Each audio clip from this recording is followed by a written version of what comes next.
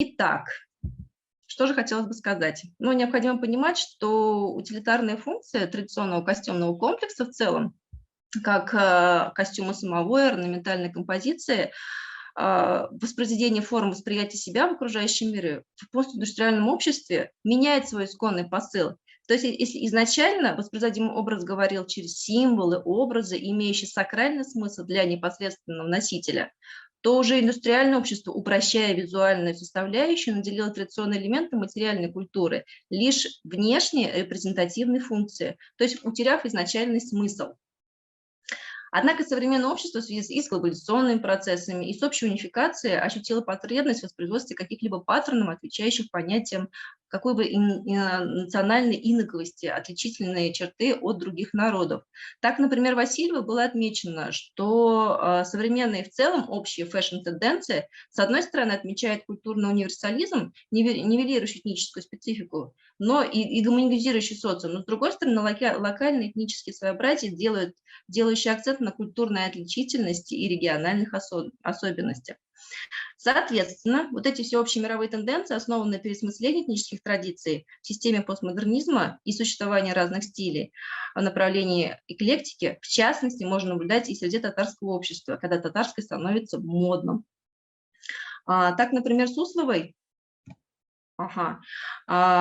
занимающийся татарским костюмом, его последующей трансформацией в рамках развития формирования сценической одежды в середине XX века с исчезновением из обихода народного костюма были выделены следующие направления. Их всего 4 – это фольклорно-этнографический, фольклористический, общенациональный знаковый и авангардный.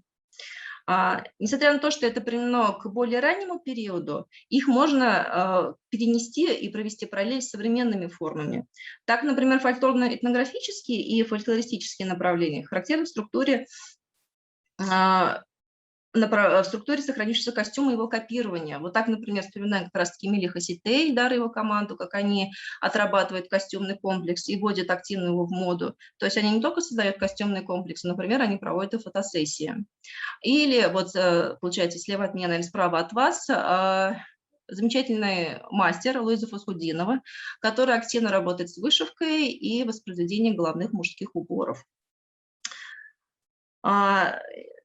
Намеренно не стала показывать различные ансамбли, которые участвуют и используют в своих костюмных комплексах не только реплики, но и аутентичные какие-либо образы. Так, например, очень активно Кряшины в этом русле работают. Но казанские татары в основном это, конечно же, новоделы. Общенациональное знаковое направление основывается примерно на тех же самых формах, что и ранее описано. Однако в силу эстрадно-театральной эстетики специфически узнаваемые детали костюмного комплекса могут иметь уже более ярко выраженные формы. Тут интересно, я показала более современную интерпретацию общезнакового национального костюма. Мастера, разные мастера разного периода. Так, например, у нас показана фэшн-коллекция Гульфии Белаловой. Эта коллекция была создана еще в 2015 году и объездила, мне кажется, пол России. Где она использовала узнаваемые, знаковые, можно сказать, детали костюмного комплекса, но примерно в современной интерпретации.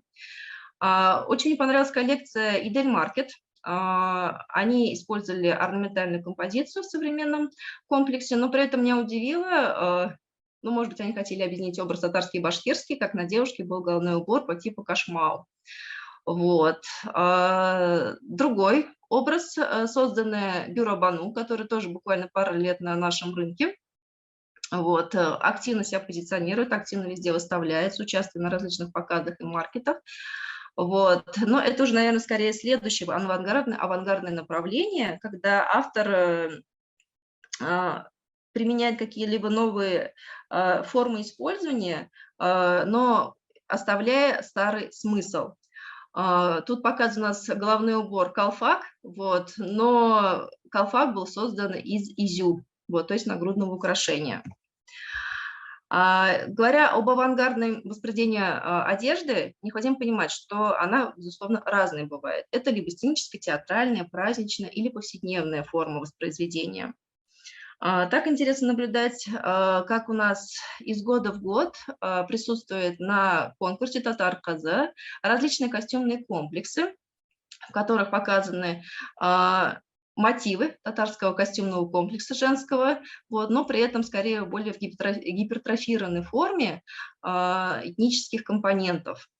Вот. Это, кстати, как раз у нас последний татар-казы региональный этап, который прошел в Казани. Говоря о праздничном функции костюмного комплекса, то в последнее время очень часто молодые пары используют в качестве этнокомпонента не только головные уборы, но также в целом общий собранный костюмный комплекс. Часто бывают какие-то детали более театральные, иногда бывают более отработанные моменты, но зачастую это, как говорится, по наитию. То есть люди не идут в учебники искать материал, а находят швей, которые работают с различными интернет-платформами, либо находят книги, которые находятся в открытом доступе, и уже используют оттуда материал. Часто обращаются к театральным художникам, воссоздавая, по их мнению, татарский традиционный костюмный комплекс. Говоря о праздничной культуре, безусловно, конечно же, в основном, как и старшее поколение, так и среднее поколение используют, конечно же, головные уборы. Разнообразные какие-то семейные мероприятия, выход в свет для мужчины, безусловно, становится покрытие головы, это тибетей, каляпуш, который они носят практически вот в обязательном порядке. Женщины на религиозных, полурелигиозных мероприятиях обязательно покрывают голову.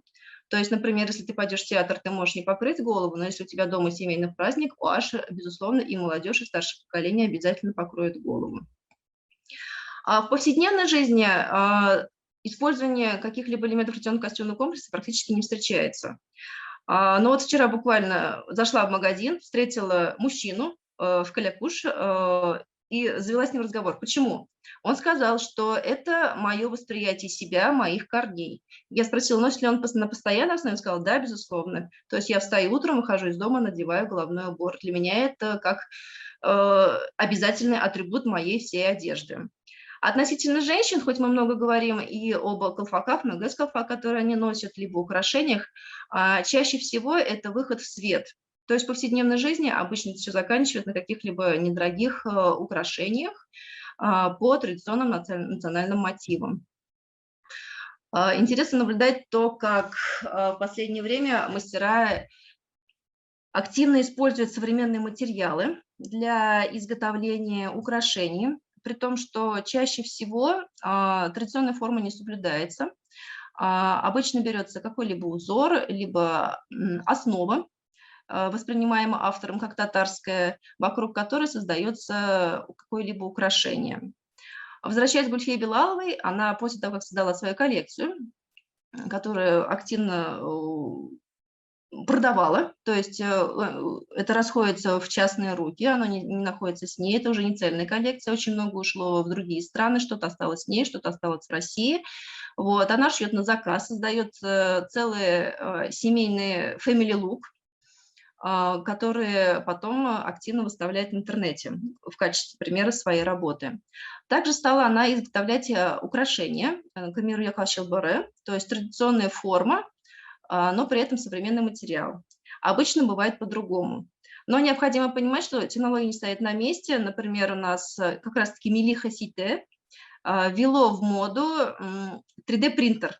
То есть ребята стали активно использовать 3D-принтер для создания реплик по традиционным украшениям. К примеру, якашилбары, они активно изготавливают серьги разнообразные, щулпы, детали для хасите, и это все возможно у них купить.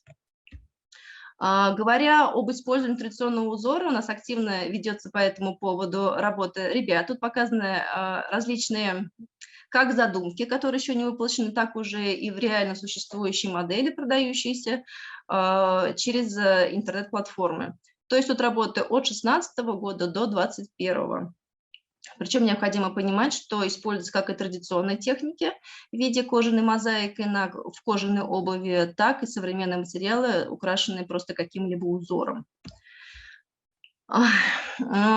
Говоря об дизайнерах, об мастерах, которые работают в русле традиционной моды и этномотивов, необходимо понимать, что тут очень большой поток. То есть появляются какие-либо небольшие звездочки с большим желанием, вот, сталкиваются с жесткой конкуренцией. То есть часто ребята заявляют, что я хочу делать, вот, но при этом я понимаю, что мой товар намного будет дороже, чем китайский, соответственно, я не могу его продать. Вот, поэтому, когда впервые я написала статью, научно-популярный «Татар Стайл» в реальное время в 2016 году, было очень много дизайнеров, которые просуществовали буквально 2-3 года. И вот уже в этом месте, когда я стала смотреть, что же осталось из них, практически 80% ушли с рынка, и пришли новые дизайнеры и мастера, которые уже творят именно в этом русле. Выходы по традиционным мотивам, они разные, но чаще всего используется, конечно же, узор. Наиболее актуальная аудитория для дизайнеров – это женская половина. Вот, так как для мужчин чаще всего изготавливают это головные уборы или так называемые френчи. Не знаю, почему, кто придумал называть верхнюю одежду, сшитую по типу казакин, френчем. Вот. Но, к сожалению, существует такая беда, что вот произошла такая путаница. Часто шьются фэшн-коллекции. То есть есть ребята, которые работают на массового потребителя, есть дизайнеры, которые шьют дорогую одежду по национальным мотивам, уже другого качества и ценовой категории. Они выставляют ее на различных фэшн-платформах, участвуют в разных конкурсах. Так, например, та самая Гульфия Билалова со своей коллекцией. У нас проходят различные мероприятия по типу этнодара.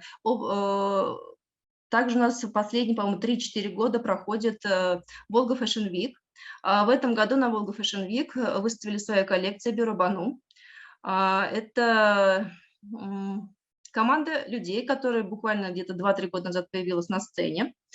Они сразу же свою продукцию выставили не как масс-маркет, а как премиум коллекцию, которую активно, можно сказать, рекламируют представители власти. То есть, например, даже та же самая Наталья Фишман, которая появилась на Печеном базаре в коллекции от Бюро Бану. Вот. Как раз-таки Бюро Бану наиболее часто используют этнообразы в пошиве своих коллекций. То есть они составляют полностью костюмный комплекс, не применяя какие-либо детали. Буквально, мне кажется, месяца 2 назад, спасибо Target рекламе, которая у нас в Инстаграм, мне на глаза попалась группа «Мастер», Йор-Юл. Вот, они снимают фэшн-фильм по… 5 минут. Ага. Еще 5 раз? минут. 5 минут. Еще 5. Все, я поняла. В общем, Йор-Юл, они у нас снимают фэшн-фильм, но они не по традиционной культуре, не по материальной культуре, а по духовной культуре. Они снимают по мифам. Вот. Буквально вот они в течение месяца собрали команду, выставляли рекламу, и вот то, что у них получилось. Они выставили пока на данный момент только вот такие вот клиповые какие-либо рекламные моменты. Весь фильм нам еще не показан. Но, как говорят они сами, что они работают под эгидой Министерства культуры, вот, то есть имеют поддержку государственную. Какой же итоговый результат, мы пока не знаем. Различные платформы, где у нас выставляется, это площадки Open Space Market. Ребята активно выставляются из года в год, хотя сейчас Open Space Market, по-моему, проходит все чаще и чаще, но при этом я каждый раз вижу какие-то знакомые лица.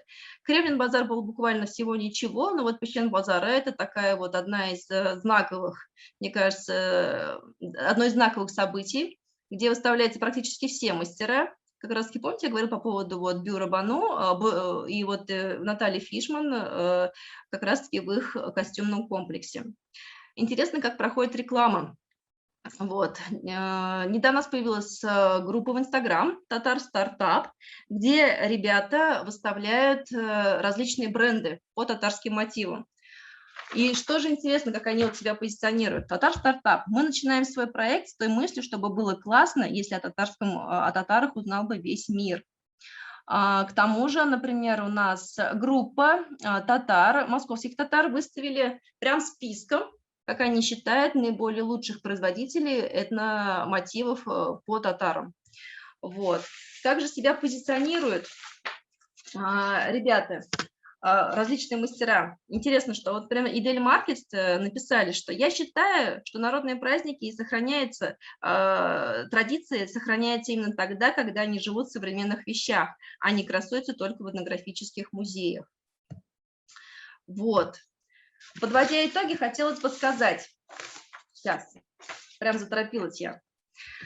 Визуализация своей идентичности непосредственными носителями и потребителями осуществляется через актуализацию этномаркеров в виде ношения одежды, головных уборов, обуви и украшений, изготовленных по национальным мотивам. Так, например, один из молодых исследователей, Мухамедянова, выделила категорию этноориентированной молодежи, которая декларирует свою идентичность через повседневные образы, выражающиеся в языке, интересах своей истории, используя одежду с элементами традиционного костюма или орнамента. То есть необходимо понимать, что, говоря об этномоде, нужно осознавать, что это не вся молодежь увлечена, это определенная группа людей, которые толкают свои проекты. И чаще всего эти проекты выходят на интернет-платформах. Кстати, вот не указала чуть раньше, у нас прям большой взрыв произошел в продажах во время локдауна, когда стали свои работы выставлять в интернет-магазинах, то есть Wildberries, Озон, Казан-Экспресс, который, кстати, рекламировал наш президент, активно занимается продажей мелких производителей, соответственно, все более и более упрощая покупку какого-либо товара с разных концов света. Активисты же молодежь создают различные объединения, проекты, вот как по типу стартап, которые призваны прежде всего сохранить традиционную культуру. Все это, в общем и в целом, является, конечно же, ответом на глобализационные процессы, нивелирующие национальные особенности. Вообще, в современном постмодернистском обществе, где позиционируется индивидуализм и личность как целостная единица, процесс унификации порождает всплеск локального этнического самосознания. Соответственно, рожденный и визуализированный в настоящее время этнообраз, активно декларирующий свою идентичность определенной частью татарского общества, как я говорила ранее, что это не все татарское общество, является способом рефлексии и осознания себя в глобальном пространстве, когда границы стираются, а потребности собственной инокости остаются. Ну, в общем, вкратце получается так, говоря о современном рынке, о современных дизайнерах, которые работают по этномотивам. Если есть вопросы, постараюсь с удовольствием ответить. Спасибо большое. Там у нас вопросы. Радив? Кстати, можно я, пожалуйста, начну? Был же до этого вопрос к предыдущему докладчику, почему татарки не носят традиционный костюм. Но, в принципе, татарки не носят традиционный костюм, как и все остальные. То есть у нас же никто не ходит в сарафанах. Есть, конечно, определенное количество людей, которые увлечены этим, они ходят в сарафанах. То есть я не отрицаю, но при этом говорить, что поголовно все общество входит, нельзя. И поэтому говорят, что татары какие-то особенные, что они вдруг осознали себя, и все надели сразу камзол, кульмек и пошли вперед. По поводу татарского феминизма, нас же говорит, связан ли вообще, был вопрос, феминизм вообще и традиционный костюм.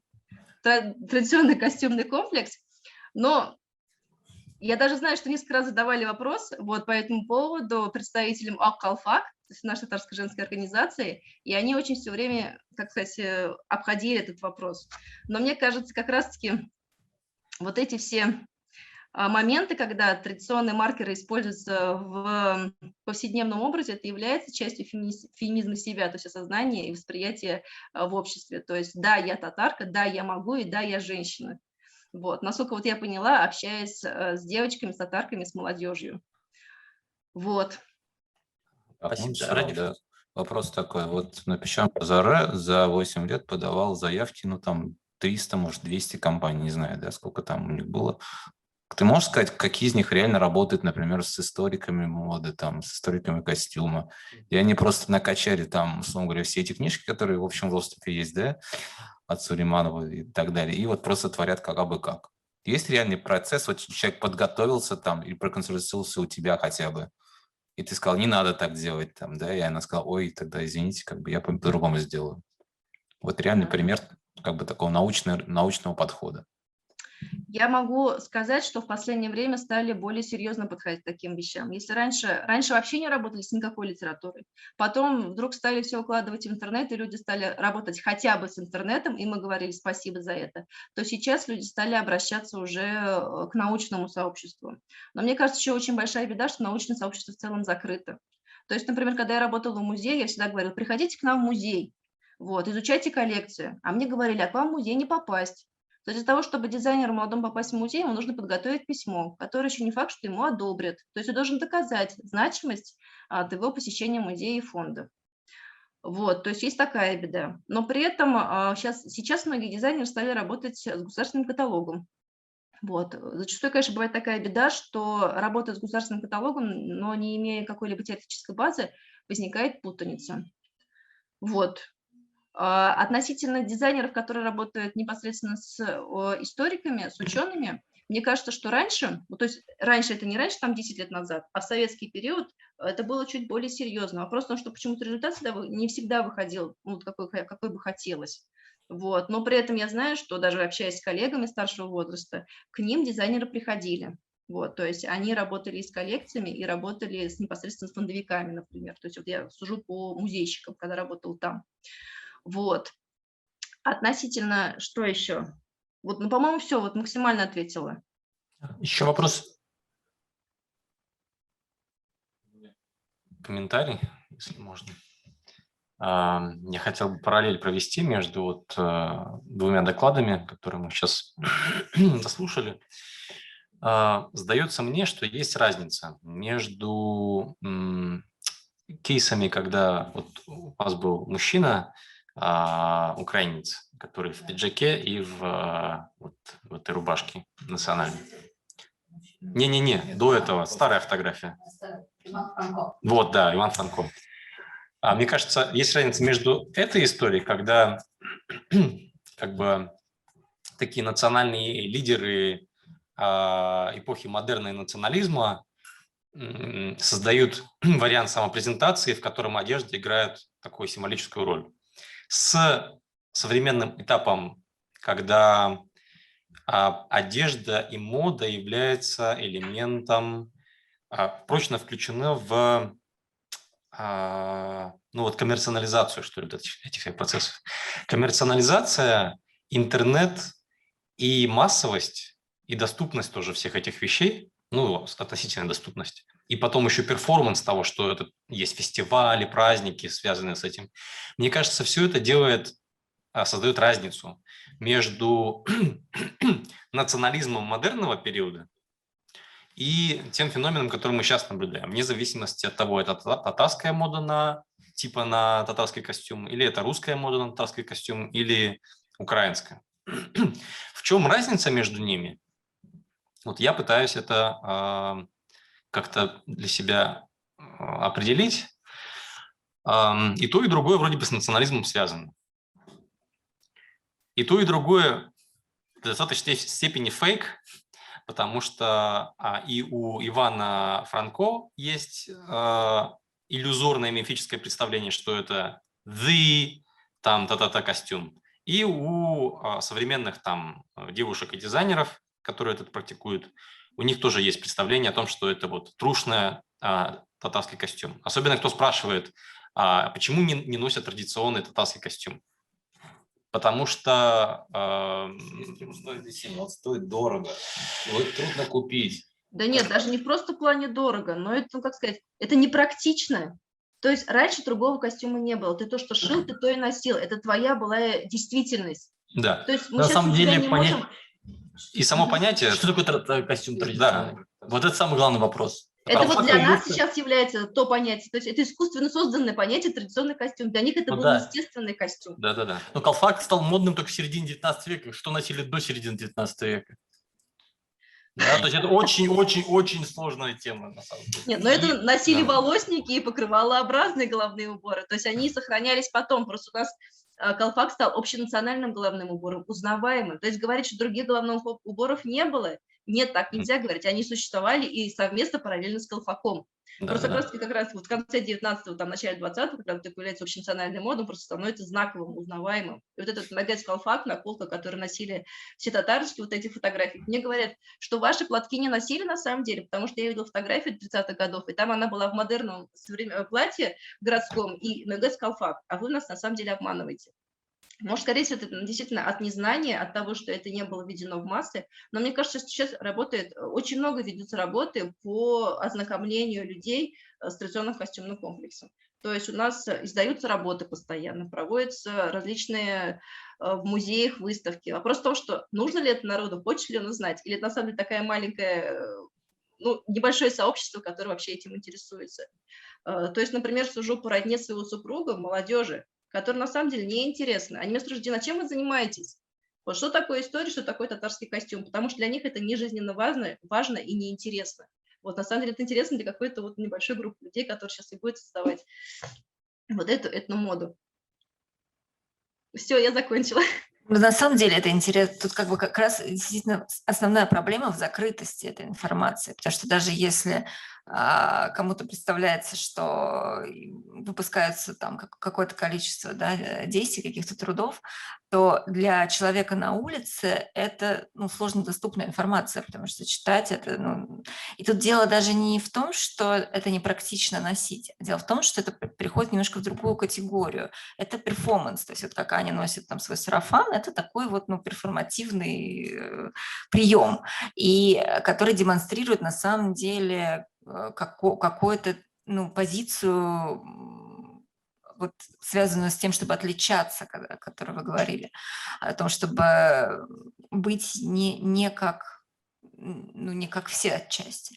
И вот с этой точки зрения, мне кажется, что именно к этому так надо относиться, потому что дизайн, то есть вот как раз дизайн с таким как бы кивоком в сторону идентичности, это нечто другое, чем просто носить вот прям старые вещи, старинные вещи или ну, то, что повторяет их, то есть реконструкция. Это как бы немножко другое. Нарратив.